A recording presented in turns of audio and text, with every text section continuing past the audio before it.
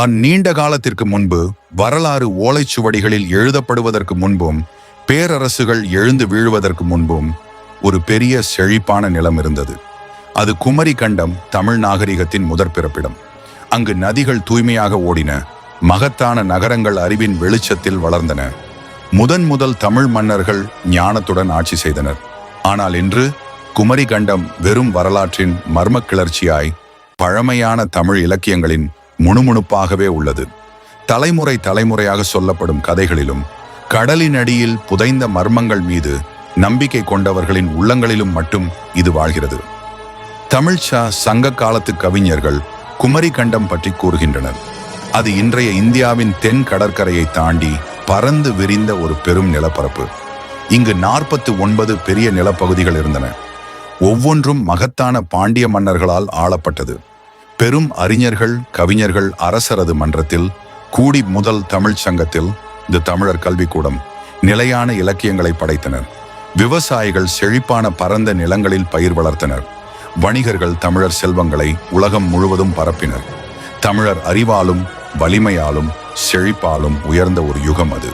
ஆனால் காலப்போக்கில் குமரி கண்டத்தின் விதி ஒரு இருண்ட திருப்பத்தை அடைந்தது.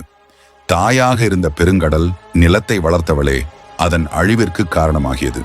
கதை நாயகர்கள் கூறுவது போல் இயற்கையின் கோபத்தால் அல்லது நிலநடுக்கங்களின் காரணமாக மாபெரும் வெள்ளப்பேரழிவுகள் குமரி கண்டத்தை விழுங்க ஆரம்பித்தன. மக்கள் தங்களது கோவில்கள், வீடுகள், நகரங்கள் அனைத்தும் சுழன்ற அலைகளில் மூழ்குவதை பார்த்து அதிர்ச்சியில் உறைந்தனர். தொல்பிரபலமான தமிழ் அறிஞர்கள் கூறுவது போல 3 மாபெரும் கடல் வெள்ளங்கள் வெவ்வேறு காலங்களில் வந்து குமரி கண்டத்தின் பகுதிகளை ஒன்றன்பின் ஒன்றாக அழித்தன. முதல் தமிழ் சங்கம் நீரின் அடியில் மூழ்கியது. அதன் மூல கவிதைகள், அறிவுச்சுவடிகள், பண்டைய தமிழர் மரபுகள் அனைத்தும் கடலுக்குள் மூழ்கி போனது.